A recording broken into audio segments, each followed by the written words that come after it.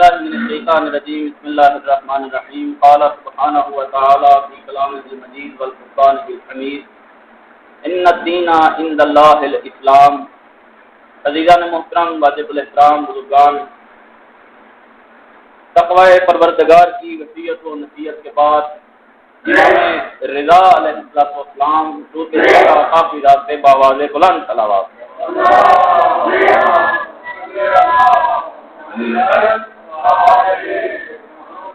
مولا امام رضا علیہ السلام نے روز جمعہ کی اہمیت، روز جمعہ کی فضیلت اور روز جمعہ میں جو ہماری ذمہ داری ہے جب کس لحاظ سے اس دن کو منانا، اس دن کی اہمیت کا خیال رکھنا ہے، معصوم ارشاد فرماتے ہیں کہ روز جمعہ کو آئندہ ہفتے کے لیے مکمل ایک لاہ عمل کی حیثیت حاصل ہونا چاہیے، جس میں گزشتہ ہفتہ میں جو کچھ ہوا وہ تمام مسائل کو بیان کیا جائے اور آئندہ ہفتے میں مومنین کی کیا ذمہ داری ہے اس ذمہ داری کو بیان کیا جائے۔ میں چاہوں گا کہ گزشتہ ہفتہ اور گزشتہ ایک مکمل سال ہمارے اسی پاکستان میں ایک نامراد ٹولہ، ایک نامراد گروہ اٹھا ہے جو دین کی دھجیاں بکھیر رہا ہے اور جو بنام ولایت آل محمد لبادہ ولایت کا اوڑھ کے سادہ لو مومنین کو گمراہ کرنے کی کوشش کر رہا ہے۔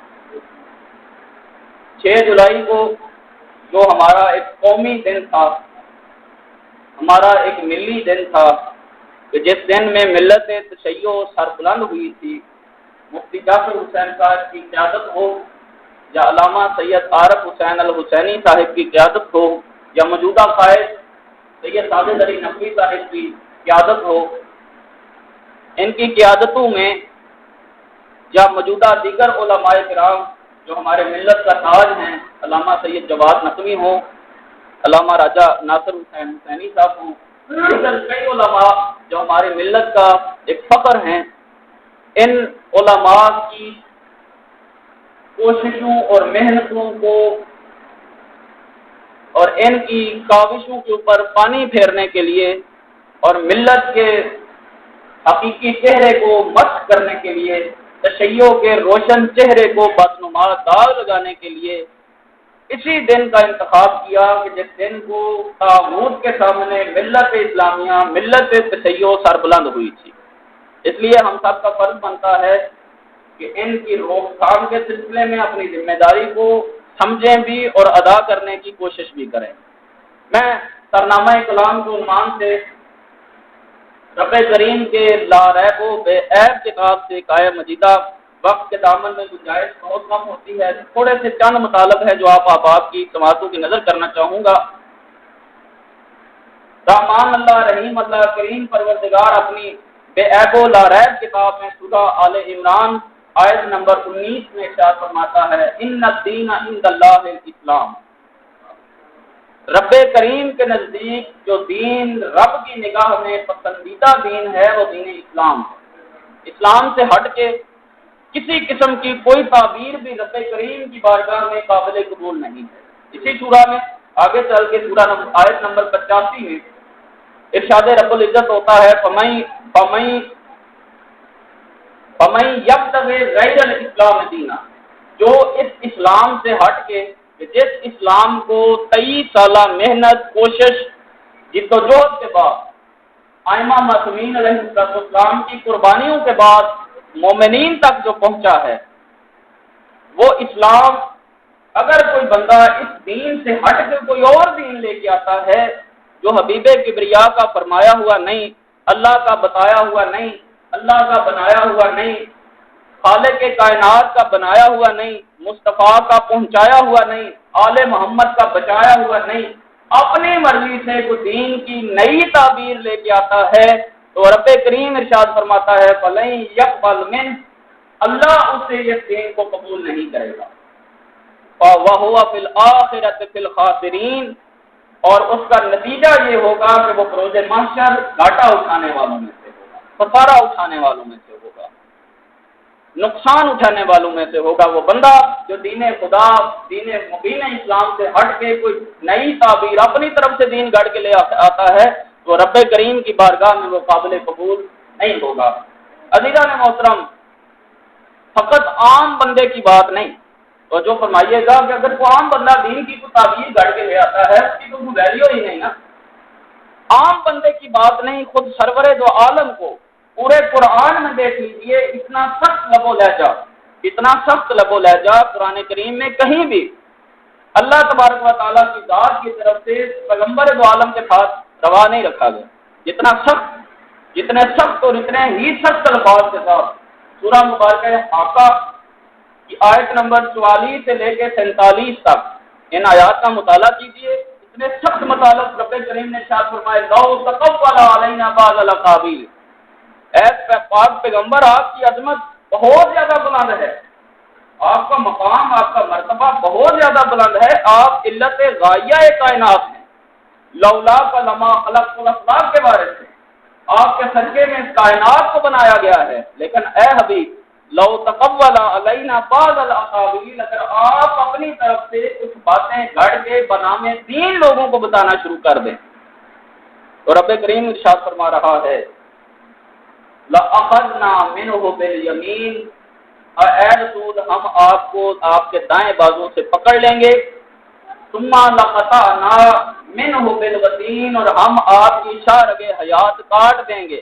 اتنا سخت جملہ پاک پیغمبر کی شان میں ارشاد فرمایا جا رہا ہے، فَمَا مِنْكُمْ مِنْ أَحَدٍ عَنْهُ حَاجِزِينَ، اور تم میں سے کوئی بھی ہمیں اس کام سے روکنے والا نہیں ہوگا۔ اللہ تبارک و تعالیٰ ان اللہ علی کل شیء قدیر کی منزل پہ فائز ہے۔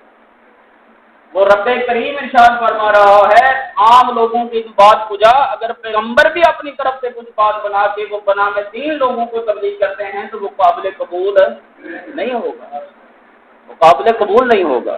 عام بندے کی حیثیت کیا ہے؟ عام بندے کا معیار کیا ہے؟ اپنے آپ کو ہم کیا سمجھتے ہیں کہ ہم اپنی طرف سے جو کچھ جی چاہے دین بنا لیں گے وہ دین ہو جائے گا؟ نہ عزیز، پیغمبر اپنی طرف سے اگر کچھ باتیں بنا کے رب کریم سے منسوخ کر دیں تو وہ رب کہتا ہے یا پیغمبر یہ تمہیں بھی حق حاصل نہیں، ہم تمہاری دائیں ہاتھ سے پکڑ لیں گے اور شارب حیات کو کاٹ دیں گے، پھر میری اور تیری کیا حیثیت ہے میرے دل کو؟ لہذا ادھر ادھر کی تعبیریں یا ادھر ادھر کے جو لوگ فتنہ برپا کرنا چاہتے ہیں ان کی طرف دھیان دینے کی بجائے ہمیں قرآن کی طرف دھیان دینا ہوگا، ہمیں اس سنت کو دیکھنا ہوگا جو سنت پاک پیغمبر ہمارے لیے نمونے عمل کے طور پہ چھوڑ کے گئے، وہ جو فرما رہے ہیں نا، اس رستے کو دیکھنا ہوگا جس رستے کی طرف رہنمائی اہل بیت عصمت و طہارت نے ہماری کی۔ میں نہیں جانتا اس رستے کو، وہ رستہ کیا ہے، اور قرآن سے پوچھتے ہیں کہ قرآن ہماری کیا رہنمائی کرتا ہے۔ ہمارے موجودہ زمانے میں وقت کا امام موجود نہیں ہے، وقت کا امام پردہ غیبت میں موجود ہے، امت آمادہ نہیں ہے۔ ہماری ذمہ داری کیا ہے اس دور میں، ہمارا فریضہ کیا ہے اس دور میں؟ قرآن کی نگاہ سے دیکھتے ہیں کہ قرآن کہتا ہے، سورہ مبارکہ توبہ آیت نمبر 122، ارشاد اللہ رب العزت ہوتا ہے، وَمَا كَانَ الْمُؤْمِنُونَ لِيَنْفِرُوا كَافَّةً فَلَوْلَا نَفَرَ مِنْ كُلِّ فِرْقَةٍ لِيَتَفَقَّهُوا فِي الدِّينِ، یا واضح پروردگار آتی ہے، اے مومنین کیا تم میں سے کوئی ایک ایسا گروہ کیوں نہیں نکلتا تاکہ وہ دین کی تعلیم حاصل کرے، دین میں تفقہ حاصل کرے، دین میں فقیہ بن کے آئے، فقہ آل محمد کو جانے، فقہ رسول خدا کو جانے، تعلیمات پروردگار کو پہچانے۔ تم میں سے کیوں نہیں ایک گروہ ایسا نکلتا؟ اور پھر اس گروہ کی ذمہ داری کیا ہے؟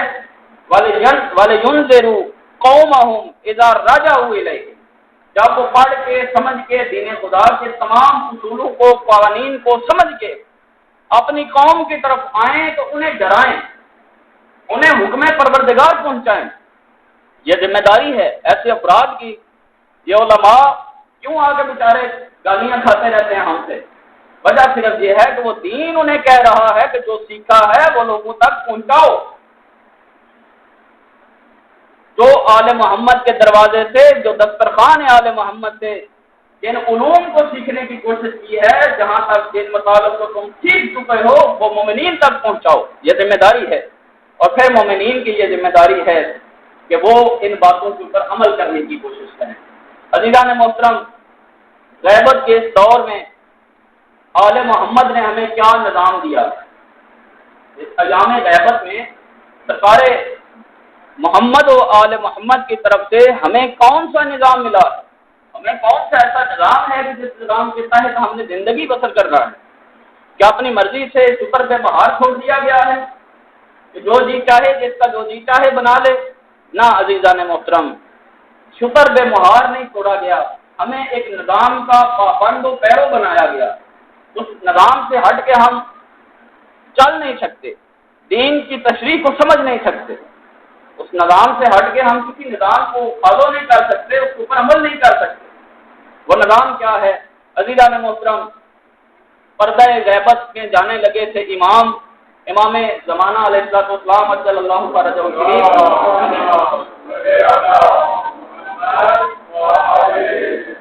مجھے معلوم ہے کہ یہ مطالب سخت ہیں، لیکن کیونکہ بیان نہیں کیے جاتے اس لیے یہ ہماری طبع نازک کے اوپر تھوڑے سے گران گزرتے۔ اس کی وجہ فقط اور فقط یہ ہے کہ ہمیں یہ مطالب بتائے نہیں جاتے، ہمیں یہ مطالب سمجھائے نہیں جاتے، ہمارا ممبر اپنی ذمہ داریاں ادا نہیں کر رہا، ہمارے ممبر سے وہ باتیں بیان نہیں کی جا رہی۔ عزیزان محترم، غیبت صغریٰ امام زمانہ علیہ السلام کے چار نائب نواب اربع جنہیں کہا جاتا ہے، ہمارے بچوں کو بھی ان کے نام یاد ہونے چاہیے۔ جناب عثمان بن سعید اور پھر ان کے فرزند محمد بن عثمان بن سعید عمری، اور ان کے بعد جناب حسین بن روح نبختی، اور ان کے بعد چوتھے اور آخری نائب جن کی وفات 329 ہجری میں ہوتی ہے، علی بن محمد ثمری۔ عظیم الشان افراد ہیں، ایسے افراد ہیں جو امام زمانہ سے ڈائریکٹلی ملاقات کرتے ہیں اور پیغام لا کے مومنین تک پہنچاتے ہیں۔ عزیزان، وقت کے امام پردہ غیبت میں جا رہے تھے اور علی بن محمد ثمری جو آخری امام کے نائب خاص تھے، انہیں ایک پیغام دے کے جا رہے تھے۔ اس پیغام کو توقیع کہا جاتا ہے، خط کہا جاتا ہے، جس کے اوپر امام اپنے سائن، اپنی مہر، اپنا امضا کیا کرتے ہیں۔ امام زمانہ علیہ السلام کی طرف سے توقیع مبارک ظاہر ہوتی ہے، جناب علی بن محمد ثمری کو بیان کی جاتی ہے، اور اس توقیع کو شیخ صدوق علیہ الرحمہ جو ہمارے مکتب کی بہت عظیم الشان اور برجستہ ہستی ہیں، انہوں نے اپنی کتاب کمال الدین و اتمام النعمہ میں اس کو ذکر کیا ہے۔ امام اپنی توقیع مبارک میں ارشاد فرما رہے ہیں، اے علی بن محمد ثمری، آپ 6 دن کے بعد اس دنیا سے رخصت ہو جائیں گے۔ کون بیان کر رہا ہے؟ وہ بیان کر رہا ہے جو لوح محفوظ کا مطالعہ کرنے والی ہستی ہے، وہ بیان کر رہا ہے جو علم ماکان و مایکون کی خبریں رکھنے والا۔ وہ ہستی بیان کر رہی ہے کہ اے علی بن محمد ثمری، آپ 6 دن کے بعد اس دنیا سے رخصت ہو جائیں گے، لہذا اپنے کام کاج، اپنے تمام ضروریات کو پورا کر لیجیے، اور اپنے پاس کسی کو میری طرف سے نائب خاص مت بنانا، کیونکہ میرا اب سلسلہ ختم ہو چکا 329 ہجری کے بعد۔ اب میں غیبت تامہ، ارشاد فرمایا اب جانشین نہیں بنانا، فقط وقعت غیبت التامہ، اب اس کے بعد مکمل غیبت شروع ہو جائے گی۔ فلا ظہور الا باذن اللہ، اب اللہ کی اجازت کے سوا میرا ظہور نہیں ہوگا۔ ظہور اس وقت ہوگا جب رب کریم چاہے گا، جب ارادہ پروردگار ہوگا اس وقت یہ ظہور ہوگا۔ مولا کچھ نشانیاں، آنے والے مومنین کے لیے کچھ نشانیاں ارشاد فرما دیجیے کہ کب آپ کا ظہور ہوگا۔ امام نے 3 نشانیاں ارشاد فرمائی جو انتہائی مستند نشانیاں ہیں، کیونکہ امام نے اپنے ہاتھ سے لکھی ہیں۔ پہلی نشانی سرکار ارشاد فرماتے ہیں، ذالک بعد طول العمل، اتنا طویل زمانہ گزر جائے گا کہ لوگ پریشان ہو جائیں گے، کہنا شروع کر دیں گے کہ وقت کا امام ہے ہی کوئی نہیں۔ میں نے کہیں عرض کیا تھا کہ سیاسی الناس زمان، کہ لوگوں کے اوپر اتنا سخت زمانہ آ رہا ہے کہ جس زمانے میں دین بچانا اتنا مشکل ہو جائے گا جتنا ہتھیلی کے اوپر جلتا ہوا انگارہ رکھنا مشکل ہوتا ہے، دین بچانا مشکل ہو جائے گا۔ دوسری نشانی سرکار ارشاد فرماتے ہیں، دوسری نشانی وقت القلب، لوگوں کے دل سخت ہو چکے ہیں، بہن بھائیوں کا خیال کوئی نہیں، رشتہ داروں کا خیال کوئی نہیں، عزیز و اقربا کا خیال کوئی نہیں، سخت دل ہو جائیں گے لوگ۔ پھر ارشاد فرمایا تیسری نشانی، سرکار ارشاد فرماتے ہیں تیسری نشانی یہ ہوگی وَإِمْتَلَاءِ الْأَرْضِ ظُلْمًا وَجَوْرًا، زمین ظلم و جور سے بر چکی ہوگی، اس وقت پھر میرا ظہور ہوگا۔ عزیزان محترم، تین نشانیاں امام نے ارشاد فرمائی، اور ارشاد فرمانے کے بعد عظیم الشان پیغام دیا مومنین کے نام۔ ارشاد فرماتے ہیں سیاسی الاشیاتی، ان قریب میرے شیعوں میں، یاد رکھیے گا، ان قریب میرے شیعوں میں ایسے لوگ پیدا ہو جائیں گے میں یدعی المشاہدہ، جن کا دعویٰ یہ ہوگا کہ ہم نے امام سے ملاقات کی،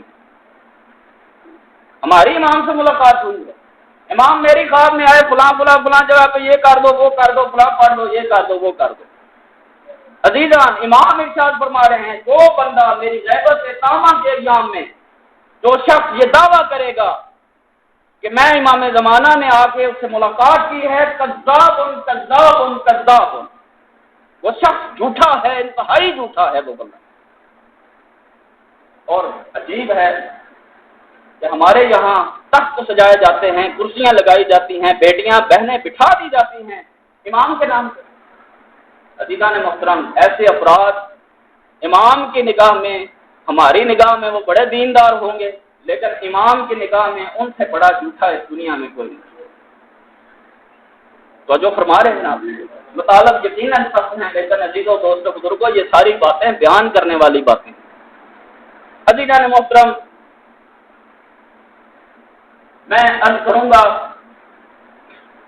کہ امام زمانہ اس غیبت تامہ کے ایام میں ہماری ذمہ داری کیا ہے؟ امام زمانہ غیبت کبریٰ میں چلے گئے اور ہمارے لیے کیا کوئی ذمہ داری یا کوئی پیغام چھوڑ کے گئے ہیں یا نہیں؟ میں صرف 5 منٹ باقی ہیں، 5 منٹ میں کوشش کروں گا کہ اپنے تمام مطالبات کی سماعتوں کی نظر کرو، ایک مرتبہ مل کے بآواز بلند صلوات بھیجیے گا۔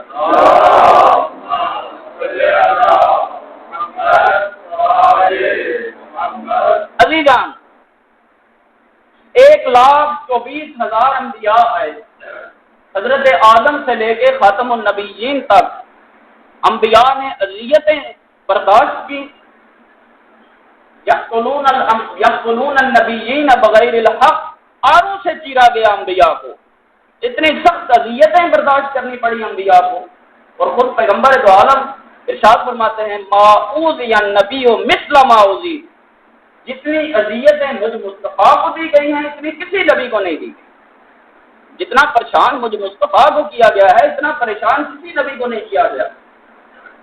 اتنے سخت مشقت اور محنت شاقہ کے بعد پاک پیغمبر نے جو دین پہنچایا، 23 سال کی محنت، جس میں پتھر کھانے پڑے، جسم سے خون بہا، سر سے لے کے پاؤں تک جب خون میں سیراب ہو جاتے تھے مصطفیٰ، تو گھر میں آتے تو آپ نے چھوٹے چھوٹے ہاتھوں کے ساتھ فاطمہ الزہرا جن کا خون صاف کیا کرتی تھی۔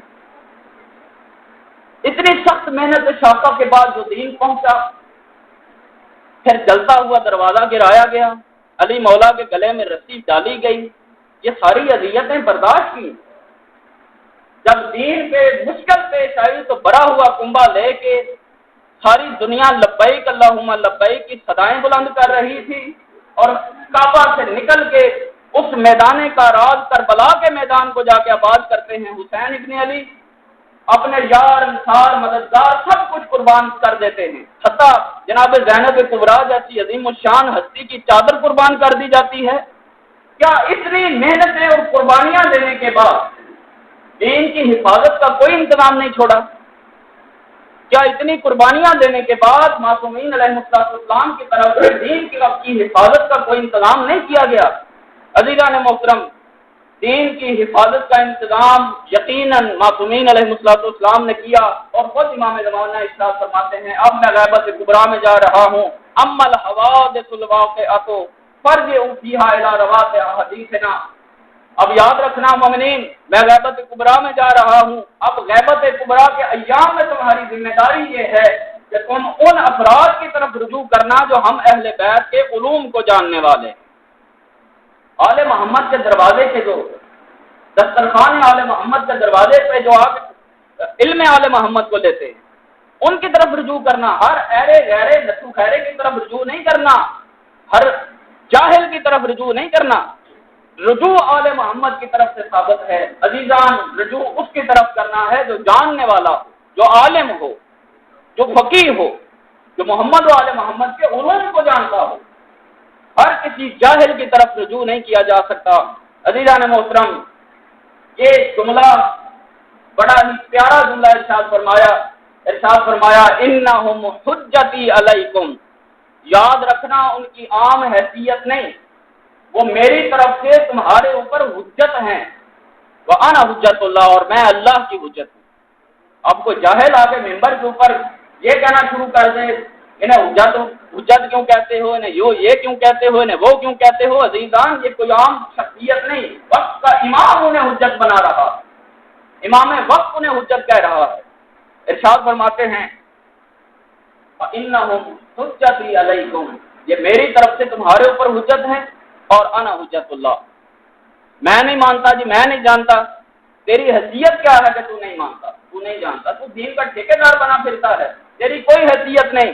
معصوم ارشاد فرماتے ہیں الراد علیہم کالراد علینا، جو شخص میری طرف سے میرے بنائے ہوئے حجت کو، میری بنائی ہوئی حجت کا جو انکار کرتا ہے، جو رد کرتا ہے، اس حجت کو جو رد کرے گا، معصوم ارشاد فرما رہے ہیں وہ گویا ایسے ہی ہے جو ہم اہل بیت کو رد کر رہا ہے۔ یہ توہین اہل بیت ہے۔ معصوم کے بتائے ہوئے افراد کا مقابلہ کرنا شروع کر دیا گیا لوگوں کی طرف سے، ایک جاہلوں کی طرف سے، ایک جاہلوں کے ٹولے کی جانب سے ان افراد کا مقابلہ کیا جا رہا ہے جو معصومین کی طرف سے حجت۔ عزیزان محترم، اس کا مطلب یہ ہے کہ ہمیں اس نظام کو ماننا پڑے گا جو نظام آل محمد علیہ السلام نے ہمیں دیا ہے۔ مسنودی محمد و آل محمد باواز بلند صلوات۔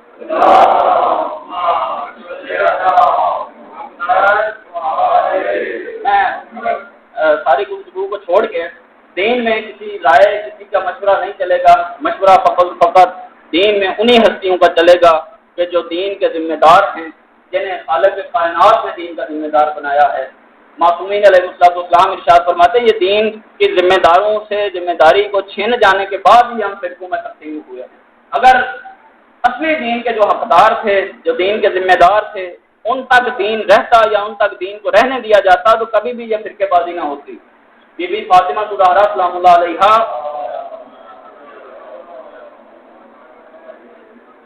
خطبہ فتح کا وہ جملہ میں بیان کرتا چلوں کہ بی بی نے دربار میں یہ خطبہ کہا تھا۔ اس خطبے میں بڑا پیارا جملہ ارشاد فرماتی ہیں اِنَّ امامتنا نظام للملت، ہماری امامت ملت کے لیے ایک نظام کی حیثیت رکھتی تھی۔ وَإِنَّ وِلَایَتَنَا أَمَانٌ عَنِ التَّفْرِقَةِ، اور ہماری محبت اور ولایت ہی ایک ایسا مرکز ہے کہ جس کے اوپر اگر ساری دنیا اکٹھی ہو جائے تو یہ فرقے بازیاں ختم ہو جائیں، یہ تفریق ختم ہو جائے۔ اسی لیے معصوم علیہ السلام نے ارشاد فرمایا تھا کہ یا علی، اگر ساری دنیا آپ کی محبت پہ جمع ہو جاتی تو اللہ کو جہنم بنانے کی ضرورت ہی پیش نہ آتی۔ اگر ساری کائنات، ساری دنیا آپ کی محبت پہ جمع ہو جاتی تو اللہ کو جہنم بنانے کی ضرورت ہی پیش نہ آتی۔ عزیزان، اب کس کی طرف رجوع کریں؟ ایک طرف ایسے افراد ہیں جو بڑی میٹھی، بڑی پیاری تقاریر کرتے ہیں، کیا وہ ہمارے لیے لائق تقلید ہیں؟ کیا وہ ہمارے لیے پیروی کے قابل ہیں؟ کن کی طرف رجوع کرنا ہے؟ آؤ معصوم سے پوچھتے ہیں۔ امام حسن عسکری علیہ السلام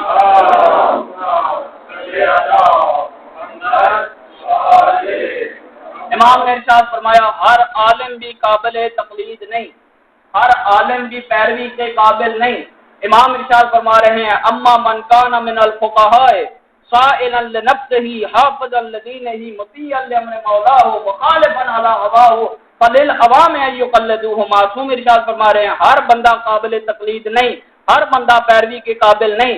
معصوم ارشاد فرماتے ہیں قابل تقلید وہ افراد ہوں گے جو اپنے نفس کی حفاظت کرنے والے ہوں، جو اتنے مولا کے فرمان کے تابع ہوں کہ ادھر سے فرمان معصوم آئے، اپنی زندگی کا بھی، جان کا بھی خطرہ محسوس کرتے ہوئے نظر نہ آئے، جان کو بھی قربان کرنے کے لیے تیار ہو جائیں۔